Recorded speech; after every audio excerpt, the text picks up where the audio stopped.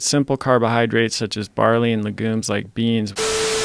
Hey everyone, it's Sky from Arthritis Athlete here, and can you believe it? It's another debunking of the Game Changers on the Joe Rogan podcast. But this isn't just any guy Joe's talking with, this is Chris Kresser, who is sort of famous for debunking vegan claims. Anyway, Chris has been on the Joe Rogan podcast before, and said some pretty questionable things to say the least, so I thought it was only natural that I give my 2 cents and correct some of their false claims. Now before you click away from the video, I'm not that type of dogmatic vegan that's just gonna say, oh, everybody has to be vegan, period, and if you don't, you're a bad person.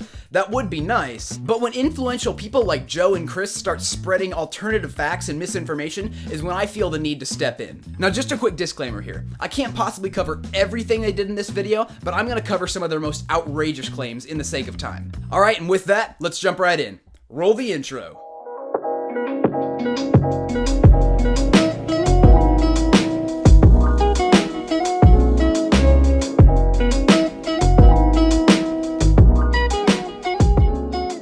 The debunking starts off with the claims made in the film about the Roman gladiators. The beginning of it I thought was so strange when James talked about being injured and doing all the research that he did, and that the thing that stood out was that the Roman gladiators appears that they had a vegetarian diet. Now for the sake of time, I'm going to summarize here. Basically they go on to say that gladiators were just like slaves and they were fed prisoner food. Now while I could jump into some research and check the historical accuracy of this, it just doesn't matter. It doesn't matter because this part of the film was just an opener. It was just a storytelling device to show how director James Wilkes got introduced to a whole food plant-based diet. But if we were to actually talk about a bit of historical accuracy here, it was actually kings and queens and the rich people who were the most unhealthy back in the day. It was actually slaves and poor people who were probably the most healthy. And that's because people like kings and queens back in the day were able to afford things like meat, cheese, eggs, and sugar, while the poor people were stuck with things like potatoes and vegetables. The film doesn't make any claims about how, oh, the Roman gladiators were vegan, that means vegan is automatically the best.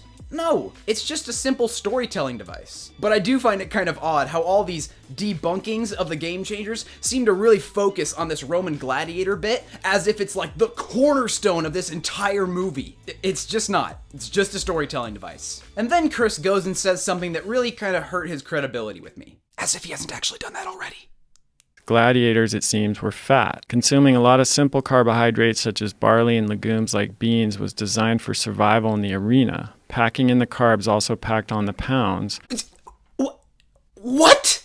Beans and barley are simple carbohydrates now? If beans and barley aren't whole food complex carbohydrates, then what the heck are? Like, does this even need a fact check? This is pretty common knowledge when it comes to nutrition. You know, I really want to give Chris the benefit of the doubt here because he's a really intelligent guy and he's really honest and down to earth, but he's reading from a source. I don't think he misspoke. But even if he's reading from a source, Chris has a master's in science. He should know better than to spread misinformation like this. Chris is exactly the type of guy I used to listen to for nutrition information, and so do thousands of other people.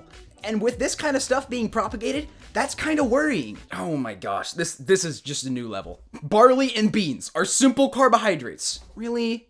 But you know, it kind of does fit his motives. Chris is more of a low-carb kind of advocate. But hey, let's give him the benefit of the doubt, and as if it wasn't crazy enough to call beans and barley simple carbohydrates, let's pretend that they are, and that they are really what made the gladiators super fat. I don't even know if that's true. As much as I hate to say it, even if it was true, that still goes against the science. Your body really prefers not to turn carbohydrates into fat. For example, in this study, they overfed men a huge amount with refined, simple carbohydrates and found that a very small percentage of it actually turned to fat. We also have things like the Broad study, which I talk about way too much on this channel, but participants were told to eat unlimited amounts of whole plant foods, and they didn't even mandate exercise. What they found was the greatest sustained weight loss at 6 and 12 months than in any other study of its kind. Yeah, but beans will make you fat.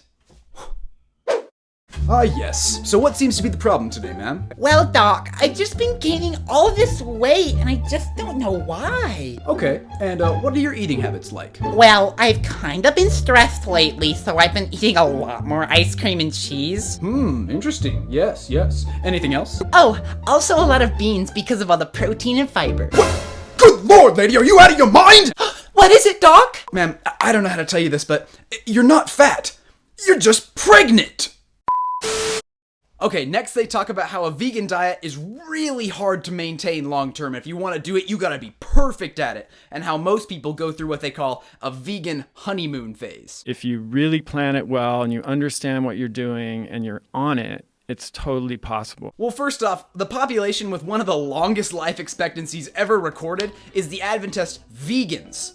They didn't get the memo. And some of the other longest lived, healthiest populations in the world, like the Okinawans in Japan, ate a very predominantly plant-based diet, with only about 4% of their calories coming from animal products. For comparison, Chris on his website recommends anywhere from 35 to 45% of calories from animal products. These people were not falling apart. They lived very long, happy, and healthy lives, and they were never worrying about something like protein absorption or vitamin content or whatever. And get this, I actually used to eat the way Chris recommends. Well, he doesn't necessarily recommend a particular diet, but I absolutely followed his guidelines of something like 40% of calories coming from lean, organic, and grass-fed animal products like wild-caught salmon and grass-fed beef, and the other 60% coming from things like whole plant foods. Very little processed foods. And guess where that got me? If you couldn't tell by the name of this channel, I came down with severe, crippling spinal arthritis. You can't tell me I was eating too many processed foods. You can't tell me I was eating too much sugar because I was eating very little fruit. But I was still under the impression that things like grass-fed beef and bone broth were things that were going to help me get better, despite what I was feeling and getting worse and worse and worse. It was only when I got the animal products and the processed foods out of my diet is when I started feeling a huge benefit. Might just be an anecdote, but this anecdote just so happens to be supported by the majority of evidence. I don't have time to go into all the research on this, but I'll flash some studies on the screen and I'll link them in the description below. But particularly monocropping type of plant agriculture kills far more animals than are killed in, from eating cows, for example. Oh my gosh, the combine harvester argument again? Gosh, I wonder if people still really believe this stuff. Anyway, I'm not gonna go super into detail because I've covered it many times, but I'll go again. Here we go. Do you really think animals like rabbits and other rodents are so stupid that there would be a huge, loud combine harvester barreling towards them and they'd just be like, oh, that's interesting. I'm just gonna sit here and die? Look, I understand that some animals may happen to die in this process, but do you really think it's that many? Really? Are animals that stupid? No! We also eat a lot of foods like fruit. For example, if I go out in my backyard and pick an apple off a tree, nothing has to die for that. There are no animals harmed, and the tree is going to be just fine. And all of this is coming from the assumption that vegans eat only monocrop food in the first place. That's obviously not true. I don't know about you, but I live in rural Missouri, knee-deep in the middle of cattle country. And let me tell you, not even once in my life do I recall seeing a field with anything but corn and soy for animal feed.